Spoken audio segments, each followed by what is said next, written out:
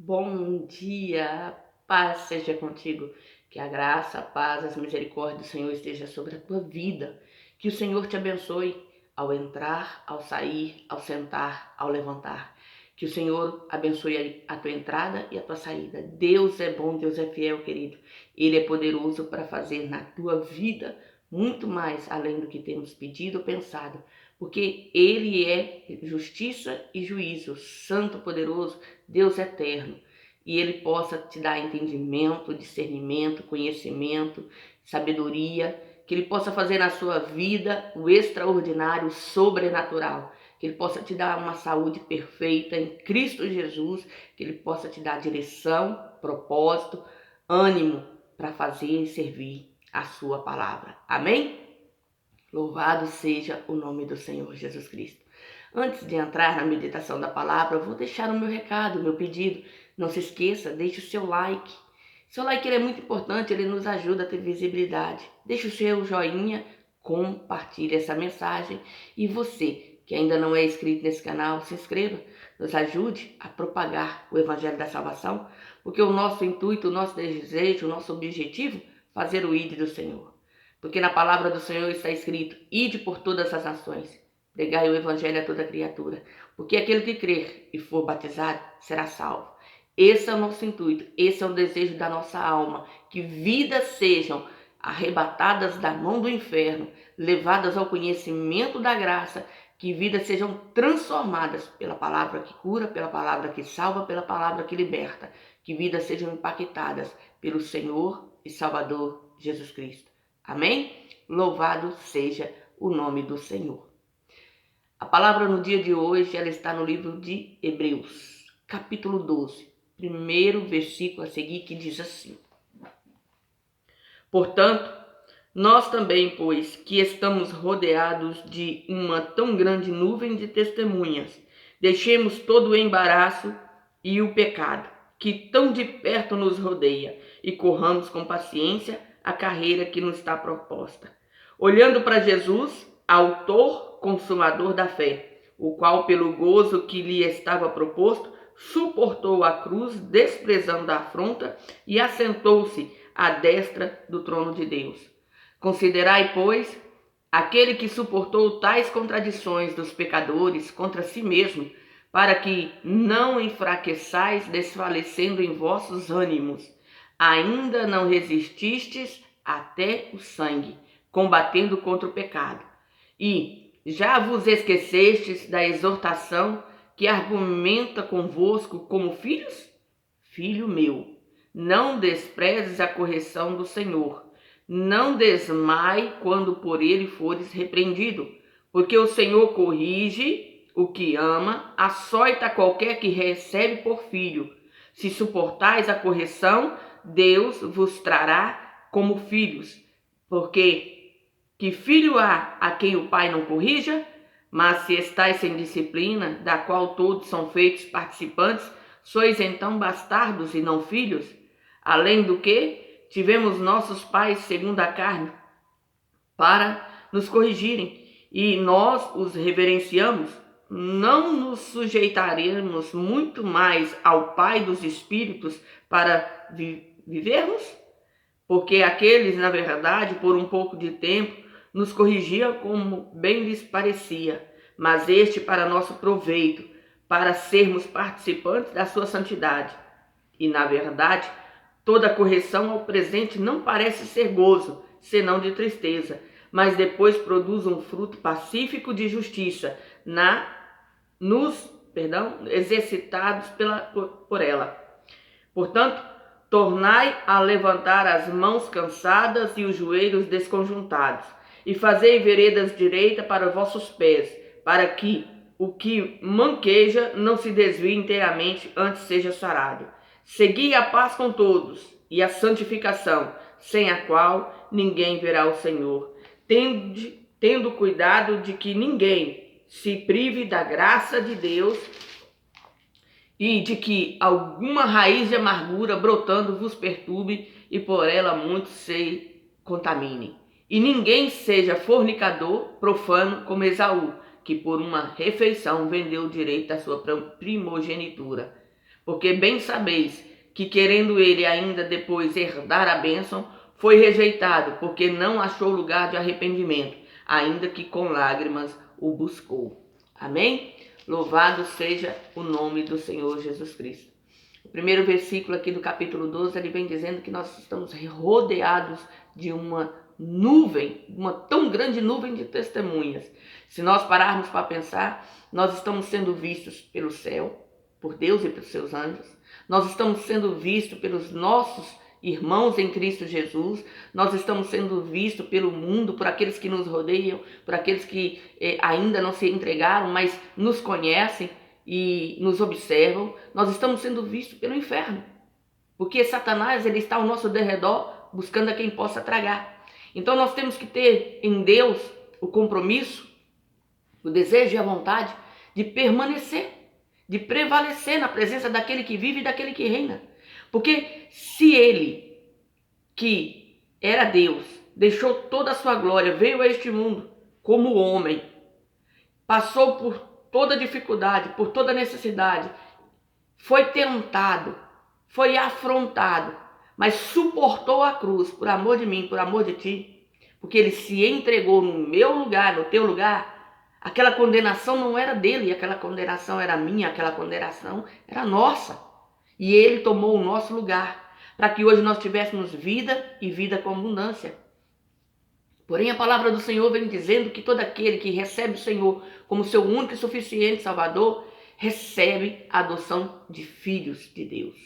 E Deus corrige aqueles a quem Ele ama. E a palavra ela é bem fiel, ela diz que Deus corrige e açoita. Ou Deus trata, Deus cuida, Deus nos alinha, Deus nos coloca na posição.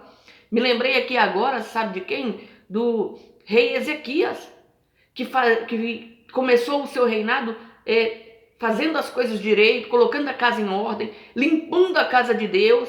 E aí quando veio as afrontas, ele buscou o Senhor, ele buscou a justiça do Senhor. Quando o rei da Síria veio tentar entrar em Jerusalém, ele clamou ao Senhor juntamente com o profeta Isaías e Deus lhe deu livramento. Só que passadas essas coisas, ele adoece. E quando ele adoece, ao invés de receber uma palavra, olha, eu sou o teu Deus, eu te sararei, eu sou o teu Deus, eu vou fazer coisas grandes e maravilhosas, não temas o que está passando. Não, a palavra que veio para Ezequias foi, arruma tua casa, põe tua casa em ordem, porque a doença é para a morte, você vai morrer, você não vai sobreviver. E quando o profeta acaba de entregar ali a mensagem, ele vira para a parede e começa a orar e trazer a lembrança a Deus, tudo aquilo, não que Deus precisava ser lembrado, mas na sua oração ele começa a se lembrar e a dizer para Deus o caminho pelo qual ele percorreu, a direção pela qual ele tomou, as coisas que ele havia feito por amor da palavra, por amor da presença do Senhor, e pede para Deus misericórdia. E antes que o profeta saísse de entre os muros da cidade, Deus o faz voltar, retroceder. O profeta tinha acabado de entregar a profecia de morte, e Deus o faz agora voltar e dizer, ouvi a sua oração, ouvi o seu clamor, e vou atender o seu pedido. Vou lhe dar mais 15 anos de vida. E o profeta dá uma receita para que ele coloque um emplasto de fígado da fruta em cima da ferida para que ela fosse curada. E deu para ele um sinal que o relógio de Acaz voltasse 10 graus. E que para ele ter a convicção e a fé de que ele voltaria a entrar no templo do Senhor, porque ele estava na cama, ele estava deitado, ele estava enfermo e ele havia acabado de receber a profecia de condenação. Porém, Deus, na sua misericórdia, ouviu o seu clamor, atendeu o seu pedido, foi de encontro à vida dele. Se nós pararmos para pensar, nós temos que entender isso. Que o Senhor Jesus, ele veio a esse mundo, ele suportou a cruz, ele suportou a morte de crucificação por amor de nós. E nós precisamos estar alinhados com o Senhor e permitir que Ele nos trate, que Ele nos guie, que Ele nos admoeste, que Ele fale conosco com palavras de exortação para que nós possamos nos posicionar e tomar posicionamento em Cristo Jesus. Para que o tempo da misericórdia não passe sobre a nossa vida. E um dos casos que é trazido aqui como exemplo é Esaú. Esaú teve a insensatez de, por conta da fome, vender a sua primogenitura por um prato de lentilhas. Uma comida comum, simplesmente porque ele tinha acabado de chegar do campo, sedento e faminto, e quando ele vê e passa pelo seu irmão e vê seu irmão cozinhando, ele anseia e deseja, ao invés de pedir, ao invés de se levantar e buscar uma outra comida com outra pessoa, ele estava dentro do acampamento do pai. Não, ele desdenha da primogenitura e ele a vende. E ele entrega a sua primogenitura por aquele prato de lentilhas. E a palavra vem dizendo que ele se arrependeu e com lágrimas buscou, mas não achou lugar de arrependimento, porque Deus viu e Deus desagradou do que viu. Que nós possamos, querido, ter a sensatez de estar no centro da vontade do Senhor e nos lembrar que somos exemplo de conduta, de fé, de prática, de busca, que somos servos do Deus Altíssimo, representante do céu, aonde colocarmos a planta dos nossos pés, que aonde entrarmos, aonde sairmos, aonde estivermos, nós estamos sendo vistos, ouvidos, vigiados, porque muitos desejam ver a nossa derrota. Satanás deseja ver a nossa destruição e ele usa vidas, pessoas débeis, fracas na fé, pessoas não transformadas pela palavra, para nos perseguir, para apontar os nossos defeitos, para apontar, para nos acusar diante de todos, diante de Deus. Mas nós temos que ter um entendimento, um discernimento, querido, que nós temos que fazer aquilo que Jesus ensinou. Jesus disse: vigiai e orai, para que não entreis em tentação. Então nós não temos apenas que orar, mas nós temos que ser atentos e vigilantes em todo o tempo, buscando fazer o propósito de Deus, buscando estar no centro da vontade do Senhor, buscando ter um compromisso com a obra do Senhor e sermos capacitados pelo Espírito Santo do Senhor para fazer e servir a sua vontade. Que possamos nessa manhã ter o nosso coração sedento, voltado ao Rei dos Reis e ter o compromisso de sermos transformados pela palavra do Senhor, que lapida, que exorta, que capacita e que nos mostra a direção correta pelo caminho que devemos andar. Que nós possamos buscar a face do Senhor cabalmente todos os dias e estarmos no centro do seu querer. Que essa palavra seja hoje direção para a minha vida, direção para a tua vida, direção para o nosso pensar, direção para o nosso falar. Que possamos rejeitar o mal e nos apegar ao bem e buscar o conhecimento da bondade e da misericórdia do Senhor. Porque as misericórdias do Senhor, elas se renovam a cada manhã. E nessa manhã, com essas misericórdias renovadas sobre a nossa vida, nós possamos tomar posicionamento. Porque Jesus te ama, querido, Ele não quer que você pereça, mas Ele quer que você venha ao conhecimento da verdade e seja salvo.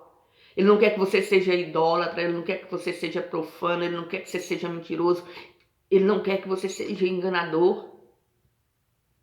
Ele quer que você tenha compromisso com a sua palavra, tenha responsabilidade com a sua casa e tenha posicionamento diante do seu altar. Porque Jesus quer transformar a sua mente e através de você alcançar vidas. Vidas que estão ao teu lado, vidas que são da sua casa, da sua parentela, vidas das quais Ele vai trazer diante da sua face, para que você seja instrumento da sua justiça, que você abra a boca e glorifique ao Senhor com suas palavras e pregue o Evangelho da salvação. E seja aí capacitado para fazer a obra do Senhor aonde Ele te colocar. Rejeite o pecado, rejeite o mal, rejeite as obras da carne, as concupiscências dos olhos, rejeite tudo aquilo que desagrada ao Senhor, mas se posicione diante da sua face, diante da sua presença. Porque o propósito de Deus, querido, é que nós tenhamos o conhecimento da verdade. Que possamos, meu Deus, ó Pai, deixar que o Espírito Santo nos ensine, nos redargue, nos corrija, nos conduza pelo caminho da salvação.